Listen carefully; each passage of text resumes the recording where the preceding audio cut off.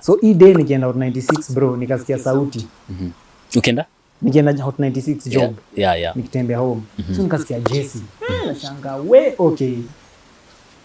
Maget sielewi. Na nikiangalia huku hakuna mtu ananifuata. Someone just called you. Hivyo tu like weirdly. So nikiangalia sioni msee. Mara ya pili tena, mara ya tatu I was like no. Hapa kuna kitu. Hii ni weird, hii si normal. So hivyo kidogo kumbe as me I was walking nikienda job, kumbe bro nakwambia kufika pale ndani ya church machozi zikaanza kumwagika. Mpaka nauliza pasi, man, hadi nauliza pasi. Okay, as in sielewi. What's happened? Pasi ananiambia you are home. I'm like what home? Because unajua kuna point niliweka Mungu kando.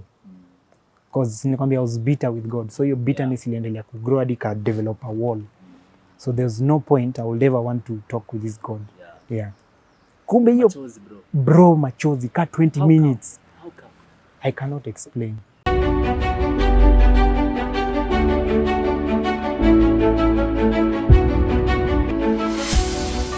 Hello and welcome to my story. Hope you are having a fantastic weekend. Today being on a Saturday at 7:30 p.m. is when this show actually comes on air. My story. Now today I have a special guest, a guest who you might be knowing, a guest from where? Homeboyz Radio. I'm talking about who? DJ Jesse himself. Niaje bro? Poa sana. Welcome manze. Nashukuru sana. Thank you so much for turning up at least to engage kidogo hapa na pale tujue your story ni gani. My story, your story. Maybe introduce kwanza kidogo.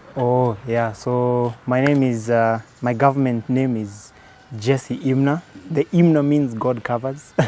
Alafu my work name, now the DJing name is DJ Jesse, aka your base favorite DJ.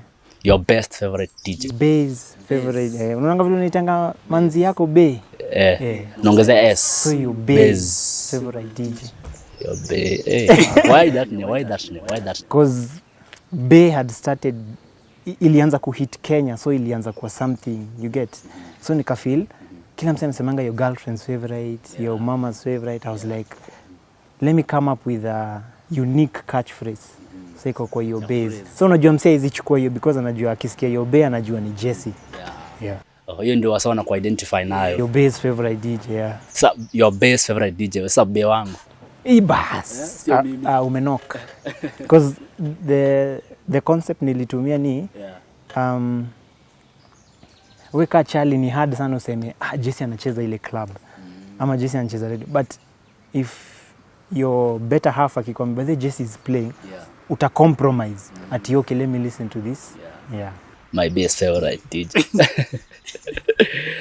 All right, welcome manze. Kwa hii show of course nilikuwa nimekuelezea we aim to inspire people through other people's story. Na pia in everyone's life journey kuna story behind it. Na tungependa kujua story yako pia. Of course life haijakuwa tu easy ati umepanda paka umekuwa DJ true. Life has been a journey. I want to know who is DJ Jesse? So who is DJ Jesse or who is Jesse? Who is Jesse? Oh, leave alone DJ. Who is Jesse? So, Imna. Imna ama Ima? Imna. Yes. Who is Jesse Imna? So Jesse Imna is a guy, as you can see. Male actually. He's a DJ.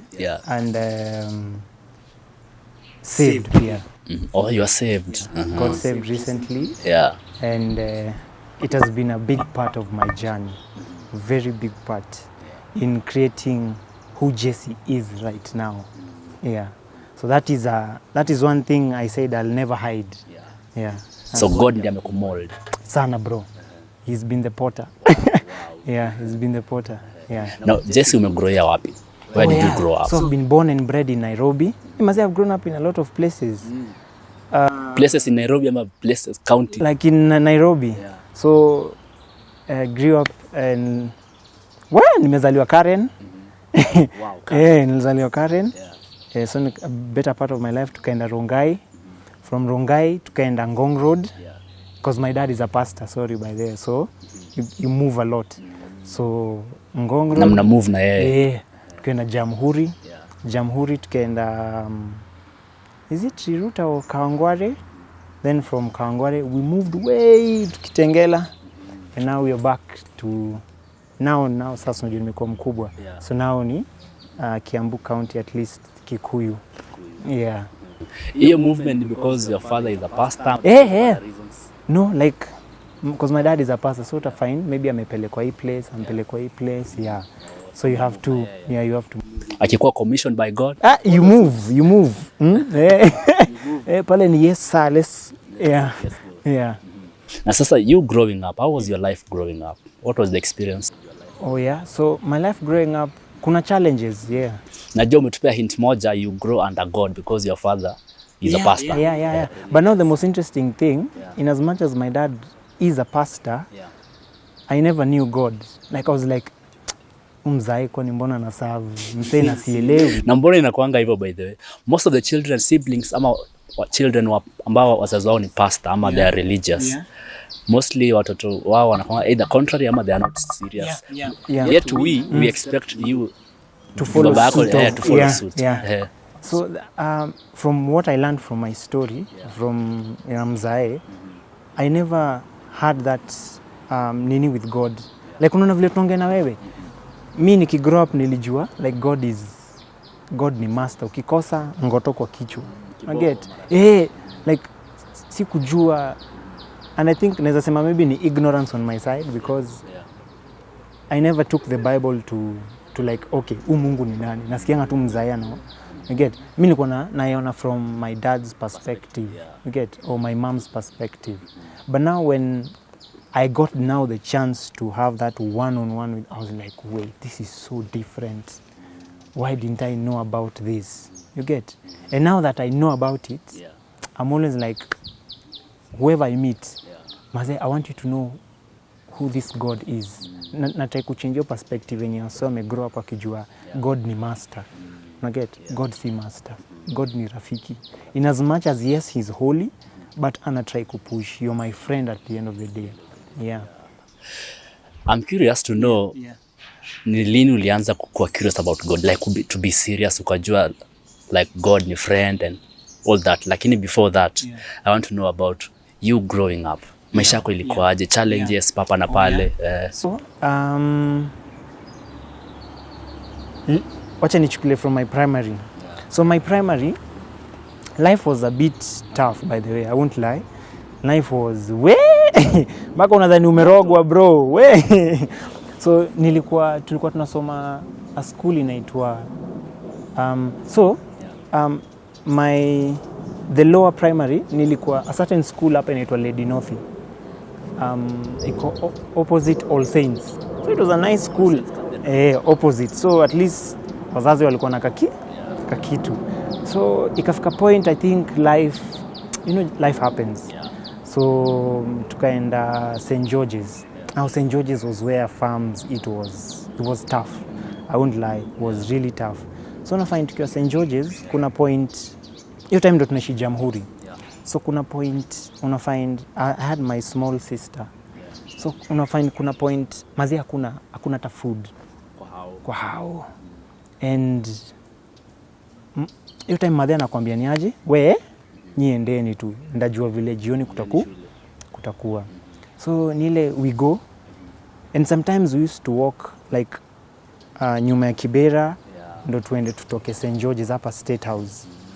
And hiyo time mazee, and I think nika God alijua, hiyo time kulikuwa na, cause tumeenda and my small sister najua, atakanja the whole day.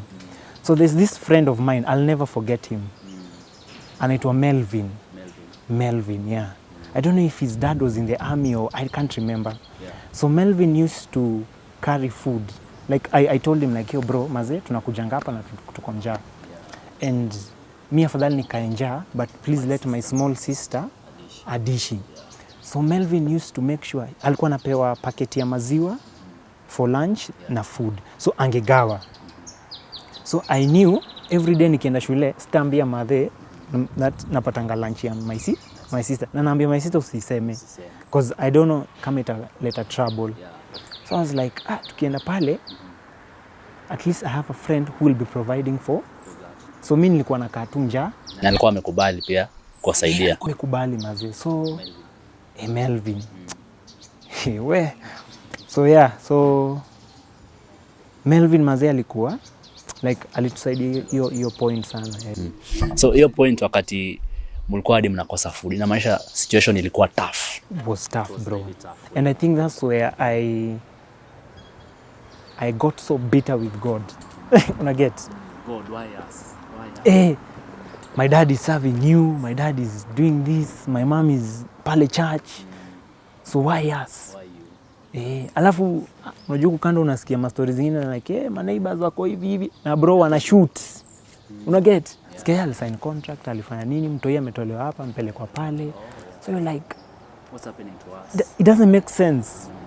Wewe ndo unasema wewe ndo ni create everything, wewe ndo unapeana wealth, but sisi ndo tunaumia. So you felt like God was not fair to you guys? Like for me, I felt being good is actually a curse. Really? And being bad is a blessing. Because I'm seeing people here who don't even... Who are not serious about God. Hey. And my dad hapa ko serious ile mbaya, bro. Yeah? Na ni ma downfalls tu, ni ma downfalls. Hivyo tu hiyo trajectory ko. I was like, hapana. So that's the point now I started getting bitter with God, because unajua at least now hapo you're growing up and you're seeing things there. So that's the point I got so bitter with God. Sasa what was, hujatuelezea, hujatupea hint. Yeah. What really happened situation ya life yenu ikachange mpaka mkaanza kukosa food? What was really happening? Did your father lose his job ama what was really happening? Transition ilikuja aje? You can't pinpoint.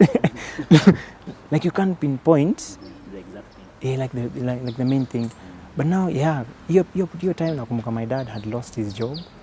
And hapo ulikuwa primary? Hapo nilikuwa primary. Hapo tu St. George's tu. So hiyo point ilikuwa my dad alikuwa amepoteza job yake mazi. So ilikuwa alikuwa anadu pastor tu, simekwambia like he was a full time minister.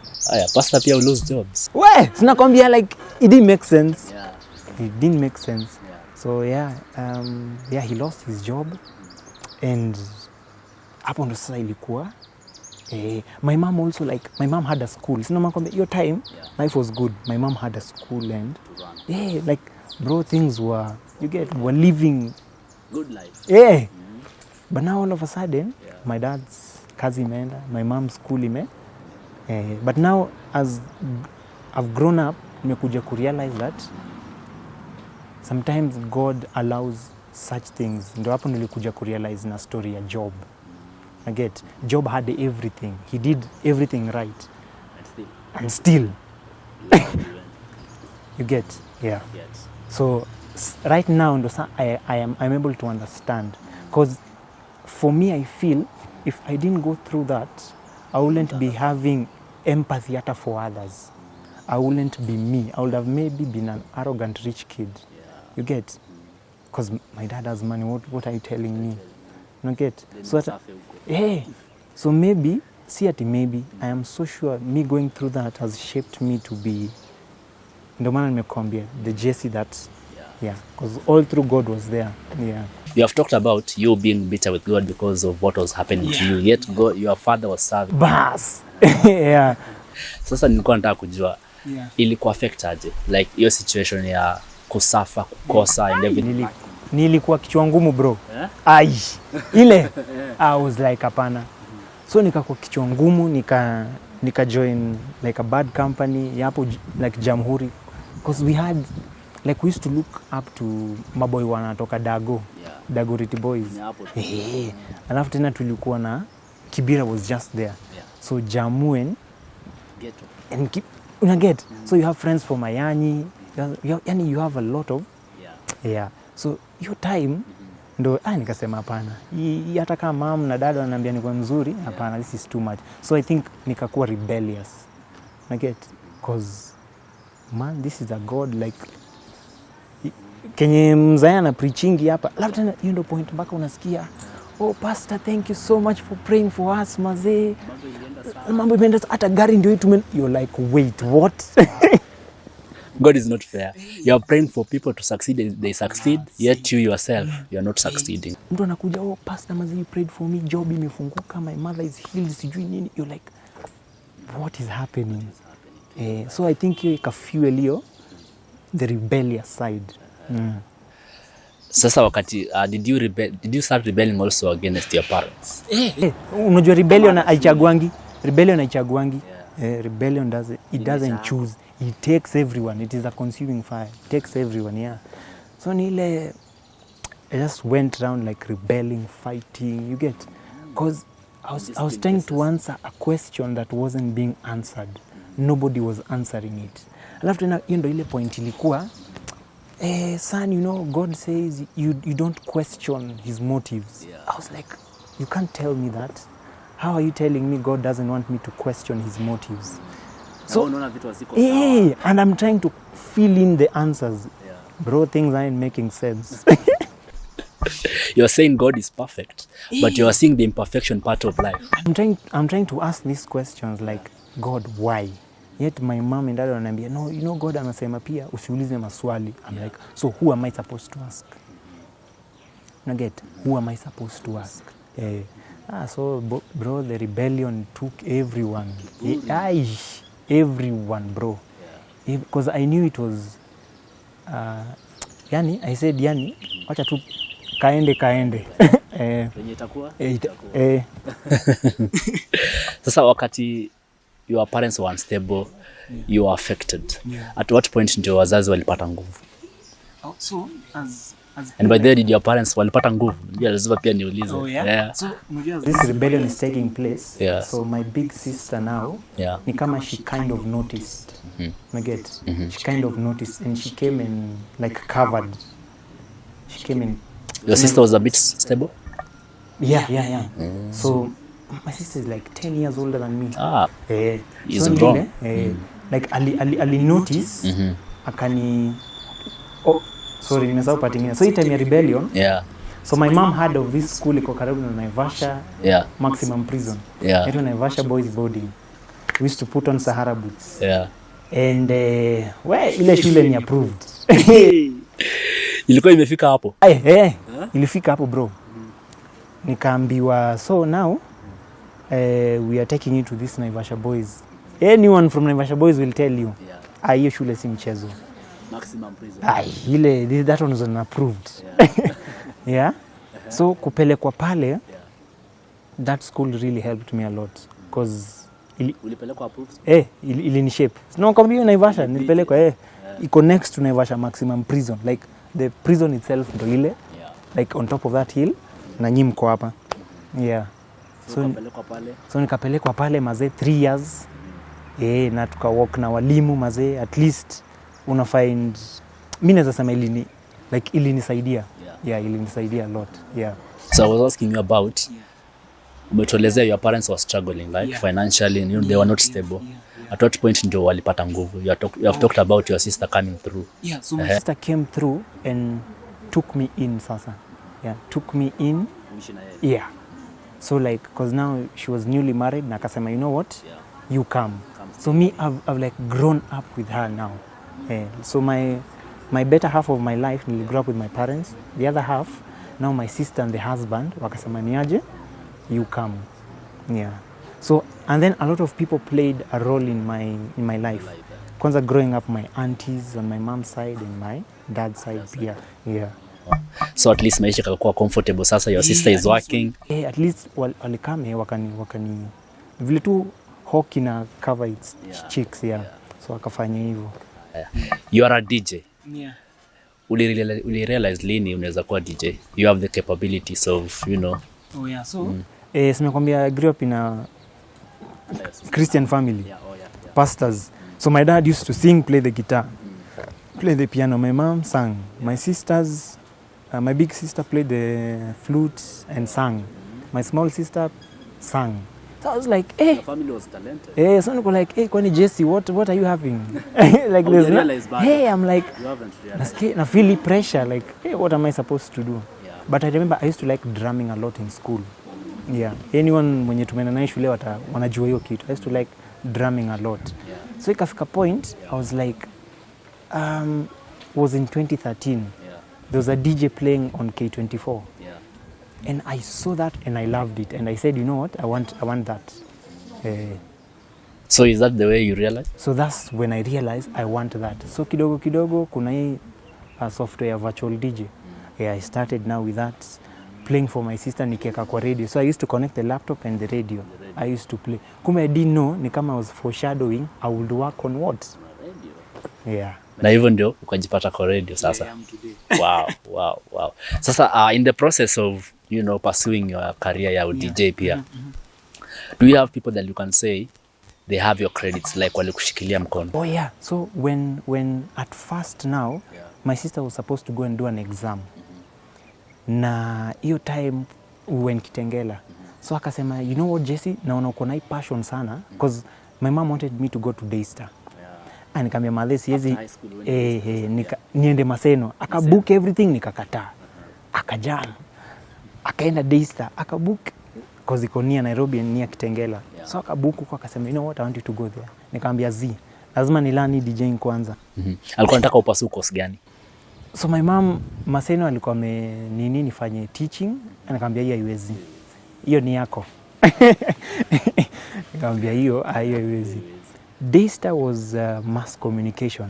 Nikamwambia no. Haina haja pale niende ni waste kidogo. Nikamwambia kwanza I want to learn this DJing thing first.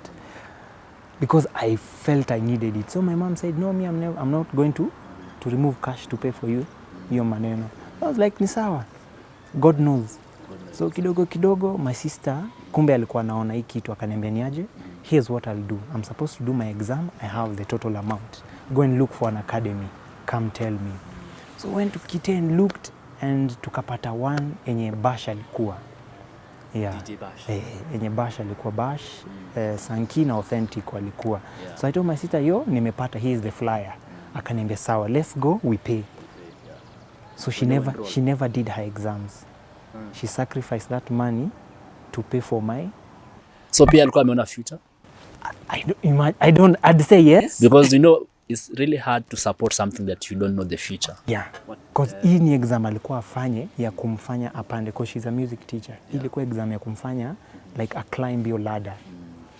But now akasema, you know what Jesse, here is the cash, let us go and pay because I have the full amount. God knows uko mbele. And she sacrificed. I went and we paid. And I said I will never let her down. Yeah. And here you are. So nowadays akaniambia, I'm so proud of you. Mimi zingine hata ulia. Of course it is so emotional. Yeah, because at least maze she believed in me. Bro, nakwambia some of my friends were like, why are you taking a DJing maze? Kwani umefail in life? Kwanza wasio kuna mentality mbaya na DJ, you know. Na inalipa. Yeah. Inalipa. Yeah. So like when she did that, and I'm always so grateful to God that she believed in me. Yeah. Always. Kabisa. Na wakati you decided to pursue DJing, your mother amekutafutia teaching Maseno, Daystar, mass communication. Yeah. So walikuchukuliaje wakati uliwaambia kuhusu DJ? Did they support you? So my mama akasema, me I'm not going to support that. So my dad stepped in. My dad ni mjanja. Nakwambia mapasi ni wajanja sana. So my dad akasema, Jesse, pale KU kuna radio station. I was like, kuna radio station? Yeah, kuna radio station. Na wanakuanga dina DJs. Twende tuangalie. I was like, you sure? Alikuwa anataka ujoin KU. Bro, asha prepared the pesa and everything. Mimi sijui. Yeye ananiambia ati twende tu tuone. Alikuwa anataka kuona my reaction. So hiyo day nimeingia KU with the shorts, sneakers, like kama tu DJ bro. Kama tu DJ tumeenda pale na mzae. Tukaingia pale. Ndo akaona hiyo like the I think aliona my reaction. You're very happy. Very happy. Kwanza kuna radio station, iko na TV station. Na university. I was like, sawa tuende. So mzae tukaenda hapo, mzae tunaangalia. Mzae akaniuliza, so how do you feel? Nikamwambia, dad, I love this place. I feel ndakuwa hapa. Akasema, you do what? Nikamwambia, dad, I feel ndakuwa hapa. Akatoa check. Sha. So unaona yeye ready, alikuwa ready Nakwambia mzae wangu alikuwa mjanja sana He was willing also. Cause alijua hii radio ndio itamfanya kaya hapa KU. So kumbe my dad was already alikuwa shajipanga na mimi sikujua already ako na dough and everything tunaenda kulipa. Because he took me there with the mentality, come and see the school fast. And we walked around and you get. Kumbe jamaa was prepared. Na disagreement, kulikuwa na disagreement between now your mother who was not supporting your career ya DJ na mzae. Mzae. As unajua mzae, my dad is the kind of guy mwenye ako very chilled. So yeye aongeangi. So when ini ya KU was done, because KU alinitumia message akaniambiaje we've taken you. So my dad was like, so now my dad is proud that now kijana ameingia KU. So breaking the news to my mom, oh, my son, I'm so proud of you. Tena. Yeah, my son, I'm so proud of you. I'm like, nini. So yeah. But now ilifika point, I think my mom saw that this thing was serious when she had me play on Nation FM on a Tuesday. I'll never forget. Yeah. Now when someone called and told her, hey, I'm hearing your son is playing pale Nation FM. Yeah. So that was when by that time. Yeah. Hey, maze. Ati kampo na Nation FM. Yeah. I'm still hosting DJ Jesse all the way from Homeboys Radio. I'm sure you might be knowing him. So before we went for that break, tulikuwa tunaongelea kuhusu your inspiration as a DJ. Yeah. Of course, we have talked about your father, your sister supporting you as well. Apart from that, outside us now, nani wamekushikilia mkono like support, believed in you in pursuing this career of DJing? We, kuna a lot, but my sister being my number one supporter. And then there's a guy with the locks. It's called Coco Sobomoto. Ni DJ? Pana. Coco Sobomoto. Yeah. He had a show, One Love. Yeah. Pale Citizen. The Rasta guy. Yeah. So yeah. So he's like been my biggest. Yani he's taken me as a brother. Haya. Kuna someone like Bash. DJ Bash. DJ Bash, yes. From Homeboys pia. Huyo ni ule sasa ni ile amekushikilia kabisa. Yeah. There's someone like Lesky. Alinishow the tricks and trades pale. Unajua kuna time Matatu used to play mixes. Yeah. They still do. Yeah. So yeye ndiye alinishow the tricks and trade hapo hivyo. So mazaya. Kuna waseka kina the people like on radio pale Trace, kuna people like Jojo. Kuna someone like the producer hapa Homeboys anaitwa Collins. Shout out to them. Maze, they've been maze sana. Umemention mtu wa kwanza Coco Sobomoto. Yes. Wa One Love. Yeah. What role exactly did he play? He's the one who introduced me to media. He's the one who took me and said, you know what? Come be in my show. Yeah, and shout out to Cynthia Maze, the producer wa Hot 96 Maze. Yeah. So ukiwa kwa hiyo show yake ya Coco Sobomoto, what were you doing exactly? Ulikuwa unaenda Citizen? Yeah, every single day. Yeah. So we used to, his show inaitwa The Take Off Show. So it's 2 hours, it's 1 to 3. Yeah. So mi nilianza kupewa, and started small by the way. I started playing 10 minutes, then yeye anafanya the rest. 10 minutes, then as I continued growing, wakaanza kuniongezea time. From 10 to 15, 15, 20. Ikafika point now, I did the first hour, yeye anafanya the second hour. Ukosha kwa sasa wewe si amecha tena. Umegrow. Because walikuwa feel there's something we are seeing in him. So yeah. Na sasa ukiwaka pale, were you getting paid? Ama ilikuwa kujitolea volunteering? Coco was the one who was now from his own pocket. He was the one taking care of my transport. He'd pick me, drop me. Because I worked there for 2.5 years. Yeah. He'd pick me, drop me. He'd cater for everything. Yeah. And nasema now he became like a big brother. So he catered for everything. Yeah, everything. And until now, sometimes atanipigianiaje Jesse, are you okay? Yeah. No. Okay. Are you okay? That question is very important. Are you okay? Naambia maybe I'm okay. Ama niaje sawa. I'm having a gig to Mombasa, we are flying down there. We fly. So always, yani he's become like a brother. Yes. Blood brother. Yeah. Nikiwa mgonjwa, he'll be there. Yani like that, yeah. Haya, DJ Bash. Yeah. He's been part of the guy who has played a big role to your career, right? Yeah. Shaping me as a DJ, as the DJ Jesse, yeah. Earlier on, ulikuwa mention kuhusu your sister, ulimwambia umepata flyer na ukaona iko na DJ Bash. Is that how you guys met ama how did you meet? So before kuingia kwa hiyo academy, me I didn't know even Bash was there. Yeah. So mimi nimefika pale, this was around 2015. 15 or 16 somewhere 15. So nikafika pale na the flyer and everything. So ile siku ya pay, you know, my sister now wanna ask the right questions because maybe me I was excited seeing the machines there. I'm happy, I get. So maybe kuna some questions I didn't know what to ask. So ile akiwauliza is when now she understood. So they were like, do you know DJ Bash? I was like, I've never heard of him. I was like, how? How? So when now after the payment, the lesson started on a Monday, is when now I was able to meet, okay, now this is the Bash. Okay, now this is the Bash. Because hapo tulipatana na jamaa anaitwa Authentic na Sanki. Yeah, but now on that Monday, now is when I met Bash. Yeah. By then bado alikuwa mkubwa, hata sasa bado ni mkubwa. Alikuwa big na alikuwa ameingia Homeboyz hiyo time. Yeah. All right. Now who are you looking up to? Ukigrow up, ni nani ulikuwa unasema I want to be like this? Hata sio specifically kama like ufike level yake ama hata upite. Nani who are you looking up to? So at first nilikuwa naangalia Joe because the way he was playing at Capitol and the scratching and kuna DJ mwingine namsahau. So I was looking at both of them, but now meeting Bash, the concept yani ili change. Ali change hadi my mentality, professionalism, as in ali change a lot.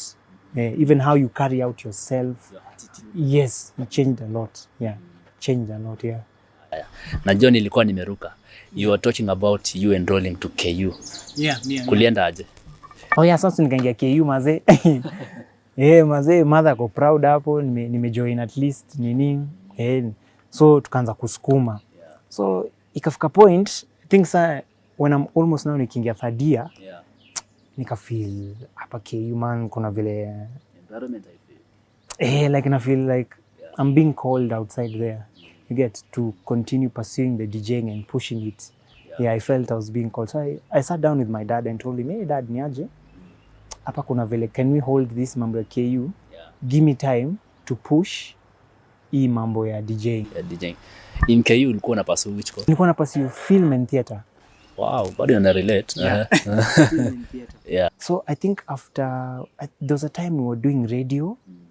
And I was like, I think I need this. So I sat down with my dad. My dad ni passes, nikamwambia. So kuna vile wako na hiyo understanding. I always understand. So my dad was like, sawa, let me give you time, let me see. And the moment like I got those blessings, like, okay, sawa, let me see. I was like, sawa, I won't let you down. So I pushed, bro, I pushed. Hapo ushatoka KU? Hapo nishatoka KU. Uko streets ama? Sasa niko streets. So nimeambia mzae wacha tushikilie hapa third year. Wacha ni push hii DJing kwanza cause haina haja niendelee kumaliza na I don't feel it. So uliquit KU. What exactly were you doing? Kwa hii DJing ulikuwa unafanya? So after kuquit KU sasa, so unajua ni uko mtaa, but nikasema siwezi kaa mtaa. So I'll be making mixes and dropping them kwa matatu. So sometimes kuna wale wase wanakuanga uko streets, unawapelekea mixes wanapeleka. Unaget? For free. Wakiona there's talent here bro, they won't charge you. They support maze sana. Na hao ndo the unsung heroes. Unaget? Hao ndo like nobody knows about them, but those are the unsung heroes. So unafind hao ndo na so nilikuwa mixes, alafu hiyo time nilikuwa resident DJ kwa certain club. So nikaanza kuvisit clubs and so ulianza kwenda club pia hizi magigs za usiku nini? Nilianza kupush. And hiyo time bro, when I used to go for these gigs, my dad used to wait up on me. Like bora tu ameniona nimefika safe, anaenda kulala. Ananingojea tu, umeenda club. Cause the thing is I don't drink, I don't smoke. So nile nilikuwa naenda, ana make sure kabla alale ameningojea. So nile nikikamtaa, una find mazee sawa ako safe, anaingia kulala, asubuhi ameenda job. And of course we as a Christians ama Christianity ya Kenya, ile mentality, there's a mentality that kuna vitu ufai kufanya kama kuenda club, kufanya nini. Mzazi wako, baba yako, mbona alikuwa ana accept? I think this time he was scared to have that conversation with me. I think he was so scared. No, I think nile sinakwambia kuna vile ukijua God kuna ile understanding unapata ya human beings. So I think this time my dad do you want to have this conversation with me? Because maybe he was like, I don't know how he will act because Jesse anasema he likes doing this. So I don't want to have this conversation and itampush away. Yeah. So let me try and bring him close to try and understand him. Yeah. So and this time hata sikuwa saved bro. Time bado tulikuwa tunapiga sheria. As in vilena? Ushirati. You get, we were pushing like like I was pushing kufika pale juu on top. Yeah. So 2021 now was when now like I got saved, and it happened in a weird way bro. Yeah. Still until now she's explain. Wow. You'll tell us about how you became saved now 2021. Experience yako ya work, where have you worked, maybe some of the places you have worked before Homeboyz. Yeah, so we did a stint through Bash pale Nation FM. And ikafika point nikasema, you know what, let me try and work my way out bila Bash. Let me try and learn these ropes bila Bash. Yeah. Let me try and work my way up. So God was faithful mazee. We worked in big clubs in Nairobi. Dosa media industry tukaingia Hot 96. After Hot 96 tukaingia, after 2 weeks tukaingia Trace. Tukapush Trace. Hiyo time tu tunapush Trace. After 1 week tukaingia Homeboyz. Now last year, I think in September there, if I'm not wrong. Yeah. August, September there. Yeah. So tukapush Homeboyz hivo. Yeah, until now. Which one among those ni gani big move? All of them were big moves at the correct time. All of them were big moves, bro. The first big move was now joining Hot 96, now joining a radio station like Hot 96. Yeah. Because for me, at that time, because I joined during COVID 2020. And for me that time, I'd always thought I'll join a media industry in 2026, 2030. Because nilikuwa join so impossible. Kumbe Mungu ni nani? Hizi mixes za matatu. Of course it looks almost impossible to make such big moves. Hebu tuambie, how did you manage to join Hot 96? Hebu tuambie ni nani alikusaidia ama what was the breakthrough? So it was weird bro. Coco had my mix and called me. And huyo tu mmoja tu. Had me and was like, okay, there's something here. You get, there's something here. So he was like, now come. So polepole akaniorganizia, nikaingia huko I think in September. Yeah. Hiyo time ulikuwa umejiamini sawa sama ulikuwa? Si bro, nilikuwa mwoga cause media industry like how? Such as Hot 96. So many people are going to be listening to me. Like how? Yeah, maze. So akakuconnect pale ukaingia through his show, through the producer kasikiza mziki zangu, and Cynthia was like, okay, sawa, let him come. Yeah. So you were given which role? Which role were you given to play? So, DJing exclusively ama pia kuna hosting? No. So the DJing ilianza polepole as they continued now like nurturing me. Then ikafika point now as I was now going to leave, tukaanza sasa kuongea na mic. Yeah. Why did you leave? Mbona ulileave? Mbona left? Good question. So I think ilipangwa. Vile nasema tu God has his own plans. So I was like, okay God, now I feel like I need to grow more. Because my main aim was always to work for BBC, One Extra. The one UK. Yeah, so mi nilikuwa na aim, na DM, na watumia emails, nothing. So when Trace came, I was like, hey God, this is interesting. Because now, ndio maana kwa 2021, I got saved. So ikafika point now, I started now involving God. So ile tu mazee naomba fasting, hey God mazee, I need you to elevate me. Yeah, so kidogo bro, nikaanza kuona, kwanza that it was weird. That day, Coco akaniambia, let me pick you. There's a petrol station near Trace offices. And that was the weirdest thing. But for me, I knew, okay, hadi nikacheka nikamwambia, hey God, hii ni sign nakuja hapa. Kumbe that day was the day I was leaving Hot. That day that was leaving Hot, ndio kumbe nilikuwa naonyeshwa, now this is your new assignment. So Coco has called you to meet up kwa petrol station karibu na Trace. Yeah. And that was the first time he has ever done it. Coco has never picked me there. Yeah. So akakuita umfanye? Ani pick ndo tuende job. Job hasa lingine tu. Like hapo tu, because he used to pick me. He used to pick me ndo tunaenda Hot 96. So hii day akasema niaje, I won't pick you where nimezoea kukupick, wacha nikupick this side. Kumbe my prayer had been answered. Your fasting and prayer. Yeah, God aliwanisho hapa sasa. So your real reason for getting out of Hot 96 ni growth. Yes, growth. Yeah. Your growth. Like I wanted now to reach new audiences. Yeah. So ndio ukaingia Trace? Tukaingia Trace. And then how was the experience there, working there? Wow, Trace is fun, bro. Trace is a new international. Yani ile, yeah. Like kuna feeling I'm not able to explain. Yeah. Ni kama when you fall in love waambie msee what is love? Unaget? Yeah? Like the good part of love. Yeah. You can't explain, but it was massive. Yeah. Ile place people are family. Yeah. Working environment perfect. Yeah, bro. Yeah. Yeah. So during that time ndo pia hii time pia ndio tukakutana na so Homeboys Collins. Kaniambia niaje, do you play on radio? Can you come do this? I was like, yeah, sure. Homeboys, like, it's something I have always wanted to do because of Akina John. You get? I've always wanted to do this. So kaniambia, hey, then come. Let me see what you can do. And when I did that, I was like, sawa. He called me na ni hivyo, bro. Uko enrolled hivyo? Hivyo tu. And that's how we... Ulikuwa umeserve Trace for how long? 7 months. 7 months. Hot 96? 2.5 years. Wow. Yeah. Wow. So vile Homeboys wakasema ebu come, let's see what you can do. Na alafu pia hiyo time Basha akaanza kuniambia, Jesse, I want you to get you feeling ya Homeboys. Yeah. And all radio stations are so different, bro. Yeah, si same, like ni so different. They have their own uniqueness, flani. Yes. Kuna something just interesting with all of them, yeah. So ndo ile Basha akaniambia, just let me try and see if you can do something here. Yeah. So Bash was the Bash na Collins ndo alinishikilia Coco. Umwita Coco.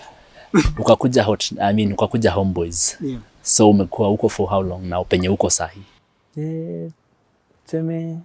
Nimesema I think since October, I'm not sure the exact date. October this year. Last year. Yeah. So October ikipush hivi until now. Kama 6 hivi. October, November, December, January, Feb, 6-7 months. Experience iko sawa kabisa. Bro, it's fun. Very fun, yeah. Because sometimes naweza fanya show ya John inaitwa H2O. Yeah. Ama nifanye Juice in the Mix. Ama nifanye Boys Club. So it depends mali. But the experience top notch, yeah. Alright. Back to 2021. Yeah. You got saved. Interesting. Tueleze kidogo, how did it happen? Of course you have said it was mysterious. Yeah. How did it happen? How did you find yourself that now you are saved? Yeah. Inaka story ya Jaba, by the way. Tueleze tuingie Jaba. Inaka story ya Jaba. Yeah. So hii day nikienda Hot 96, bro, nikasikia sauti. Ukienda? Nikienda Hot 96 job. Yeah. Nikitembea home. So nikasikia Jesse. Nashangaa, okay. Naget sielewi. Na nikiangalia huku like hakuna msana ananifuata. Yeah. Someone just called you. Na hivyo tu like weirdly. So nikiangalia sioni msee. Mara ya pili tena, mara ya tatu I was like no. Hapa kuna kitu. Hii ni weird, hii si normal. Yeah. So hivyo kidogo kumbe as me I was walking nikienda job, kumbe kuna church hapo mbele, sikuwa nimenotice. So ndio nikasikia nikikaribia church ndio sauti ilikuwa loud. Nashangaa, I'm like, Jesse, are you okay? Umesmoke kitu? Nothing. Uko sawa? Sauti ni nini? So nikajiuliza tu ndani yangu like, what's this? What's happening? What's this? Yeah. So nikaenda job vizuri. I remember it was on a Thursday. I was playing old school music. Yeah. Nikamaliza. All of a sudden nikaonyeshwa, utaenda ile church? Bro, it was weird. Hiyo ndo nikajua hii ni kitu inaitwa vision. Yeah. Was weird happened. Nikaonyeshwa utaingia pale, uonge na umse na hivi na everything bro, mimi kuingia pale nikaona church imefunguliwa na Thursday. I'm like, wait, this is weird. Nikauliza, do you open this church on Thursdays? Ati hapana, the choir had a new song. Yeah, so they had to come and practice. The choir had a new song, so they wanted to practice it. Yeah. But we don't open the church on Thursdays. I was like, sawa. Bro, nakwambia kufika pale ndani ya church, machozi zikaanza kumwagika. Mpaka nauliza pasi, man, hadi nauliza pasi, okay, as in sielewi. What's happening? Pasi ananiambia you are home. I'm like, what home? Because unajua kuna point niliweka Mungu kando. Because nilikwambia I was bitter with God. So hiyo bitterness iliendelea ku grow hadi ka develop a wall. So there's no point I will ever want to talk with this God. Yeah. Kumbe hiyo bro machozi ka 20 minutes. How come? I cannot explain. Pasi ananiambia you're home. This is what happens. And before that, kulikuwa na preaching or something? Nothing, bro. Bro, nothing. What was really happening at that point before hata uanze kulia? Ndio maana nakwambia mi already ni like ushaonyeshwa nikaa picha like yo utaenda pale utapata hii imefunguliwa na utapata ule mama pale. Alikuwa anaitwa Evangelist Dorcas. Siwezi msahau. So nikaingia pale mazeni nikaanza. Unajua tena wameshtuka wanashangaa huyu jamaa na locks ametoboa. I think waliogopa kwa sababu at first aliogopa. She was like, okay. So mimi nikamwambia niaje, mimi nimetumwa hapa. Tumetumwa na nani? Mimi niliona picha. Picha wapi kwa akili? So I think Jaba umechukua ndio maana nakwambia like told sound stories za Jaba mbaya sana. Very. Yeah, so tukamaliza nao pasi, tukawalk na pasi. All of a sudden nikaanza kuwalk na God now on my own. Hiyo ndio time ya COVID hata church wasn't open. So I was just doing this thing at home alone. COVID hapo imeshika mbaya sana. So as I am walking with God hivi pole pole bro, all of a sudden nikaanza ku feel changes. Ile bitterness nilikuwa nayo na God haiko. Like I'm starting to see life on a different perspective and I was like wow. Man, and I can't explain. So wakati ulilia pastor akakuombea ama wakati alikwambia you are home? Ile as in pastor ananiambia hii way ina happen because now you're home. Ni kama alini explainia a lot but I was like no, this is weird. Mimi kwanza because how like ujanipiga why all of a sudden am I So after that basi tukaongea tuliongea for long. I think tuliongea for like 2 or 3 hours. Tukiongea up to around 7 huko because job ilikuwa inaisha 3. So tukaongea up to 7. So after that tukaomba akasema niaje now wacha tukombe because that you the reason why. But with time we will come to understand. So kumbe it is true kumbe. A big one because I never dealt with your bitterness here. Hii mzae na God. So no like nili hide kwa suitcase nikaifunga. So God had to make sure okay Jesse kuna point tulikosana. But now I want to bring that to your suitcase. Let us now talk about this. Let me show you why this had to let me fix this. Sasa wakati uliombewa were you being prayed for salvation ama no? Alisema tu God mazee umse amekama hapa na tujui ni mbona amekama. Wewe ndio unajua mbona umemleta because hata yeye she was skeptical like uko sawa una get so akasema wacha tu tuombe tutajua with time. And for sure with time vitu nao zikaanza kujireveal like I say now walking with God. Na hiyo time na walking with God very interesting. Nikaanza kupewa majina za kuombea watu. Bro mimi sijui kuomba hiyo time. Nakwambia ni weird. Nakwambia hii ni story ya jamaa. So unafind hiyo time ndio unapewa unapewa jina msee, ombea msee. So baka nauliza basi man kwa ndoto nimeleta majina za wase na waombeaje. And these are friends, my friends that I know. So I'm like basi sasa hapa tunaanza aje? How do I pray? Mimi siwezi mashikarabasha baya. Utukaizo. Na bado you agree about God. Sasa huko umekuwa serious ndio sasa umejoin. Sasa nimejoin niko like what is happening? So kumbe bro ikachukua 4 months of and hiyo ndo period sasa nikaanza hadi kufast. Kitu hata ikuwa in me. So kumbe as we were doing that ndio now 4 months later hizi majina vile zimepangwa ndio now all of them wakaanza ku reach out mysteriously. So God was using you to change someone's life. So ulikuwa unataka action gani? Ulikuwa unaomba sasa ama what did you do? Bro nilikuwa tu le God umenipea majina sasa sijui hapa nifanye nini. Amen. Sasa you are saved now. We bado ni DJ. Yes. How do you integrate your salvation? Bado na mix secular music. Yes. It's a conflict. Ukifuatilia to religious, it's a conflict. How do you deal with that? There's one thing I learned. God hananga boundaries.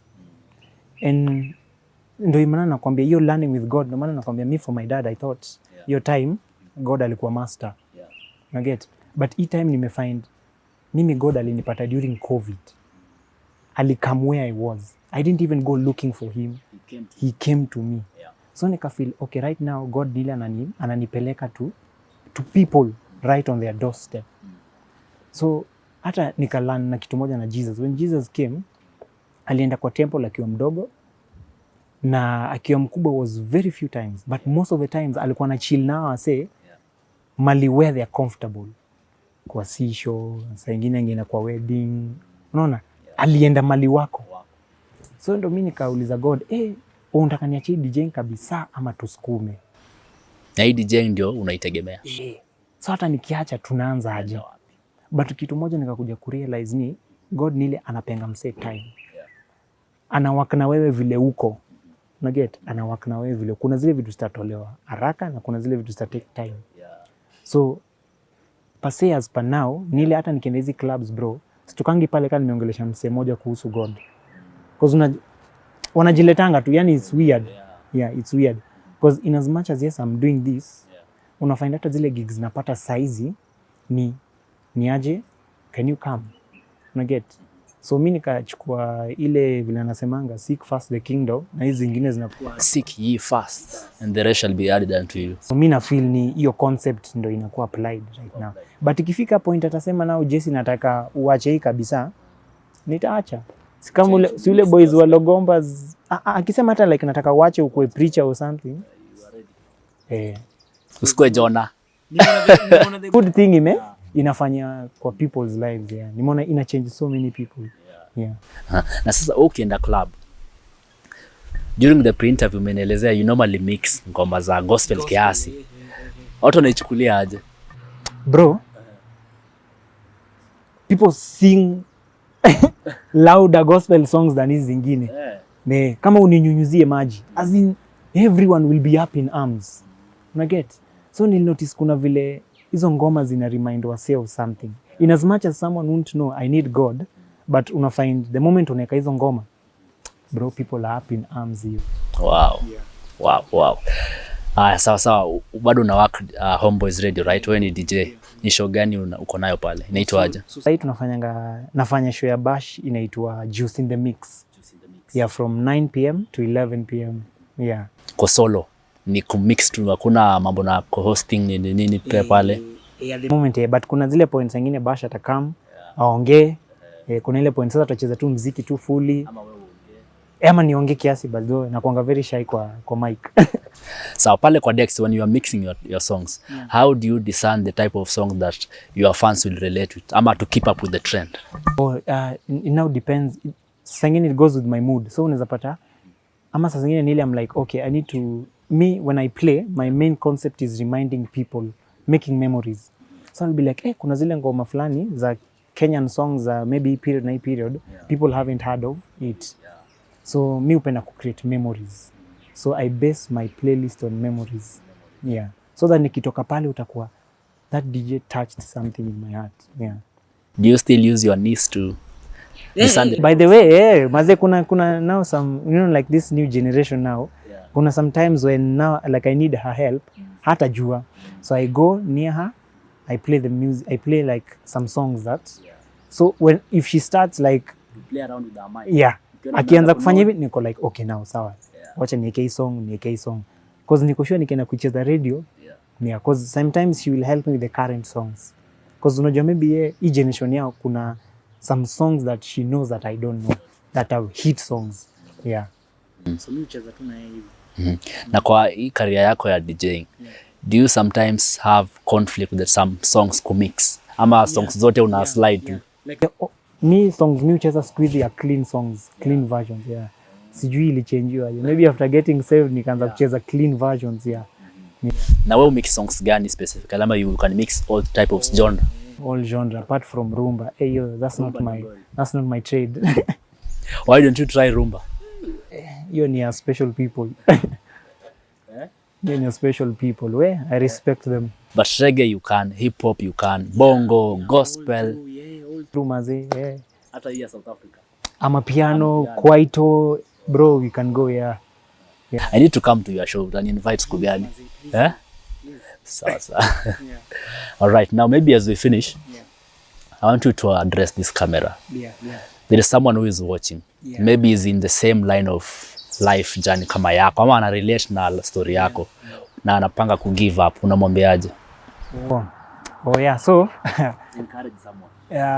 life maze, I know ni cliche, but like we all need God, and for my journey, I thank God for walking with me until now, for strengthening me maze, and msiuko hapo nje maze, God hajasahau, he's not silent, and don't give up, because atakulete the right people to uplift you.